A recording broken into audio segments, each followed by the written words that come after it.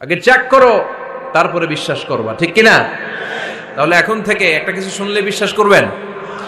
একজন এসে বলল, ভাইজান আপনার মেয়েরা দেখলাম আরেক ছেলের সাথে বাজারে ঘোরাফেরা করে, ওই রমনার বটমূলে দেখলাম আপনার মেয়ে আরেক ছেলের নিয়ে ফষ্টি নষ্টি করে, লোকের কথা বিশ্বাস করে বাসায় যে মেয়ের চুলের মধ্যে ধরে মাইর, আইজো মার কাইলো মাইর। এরকম হইতে পারে না? হয়তো ওই লোক আপনার মেয়ের মতো দেখতে আরেক মেয়েকে দেখছিল। এরকম হয় কিনা সমাজে? একজন এসে বললো, ভাই আপনি এখানে ভাবিরে তো দেখলাম ওই জায়গায় আরেক লোকের সাথে ঘোরাফেরা করতেছে, খবর রাখেন না বাসা? আপনি রেগে মেগে, ঘটনা কি? আমার খেয়ে আমার পরে আরেকজনের সাথে, যে এই বাড়িতে যে মায়ের, কোনো কথা নেই। দেখবেন যে ছোট্ট মারামারি থেকে এই ঘটনা অনেক সময় বিচ্ছেদ বা ডিভোর্স পর্যন্ত গড়ায়, ঠিক কিনা? ওই যে শোনা কথায় কান দিচ্ছেন, ফাতাবাইয়ুন, আপনি চেক করেন নাই।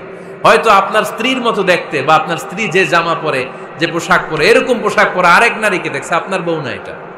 আপনার মেয়ের ব্যাপারে যে তথ্য দিয়েছে এটা সঠিক নয়, সে আপনার মেয়ের মতো আরেকটা মেয়েকে দেখেছে, এসে আপনার কাছে বলে দিছে, আপনিও বিশ্বাস করছেন। ভেজাল আছে না নাই? এই ভেজালগুলোকে থামানোর জন্য কোরআনে এই বিধানগুলো নাজিল করেছে কে?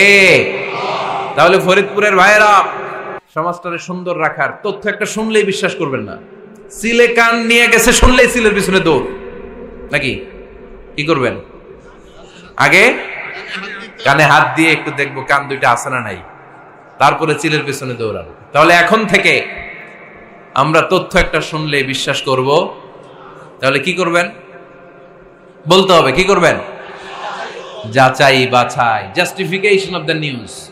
কোন নিউজ জাস্টিফিকেশন ছাড়া আমরা প্রচার করব, বিশ্বাস করব, শেয়ার করব না। আল্লাহ বললেন, ইয়া আইয়ুহাল্লাযীনা আমানু লা ইয়াসখার কওমুন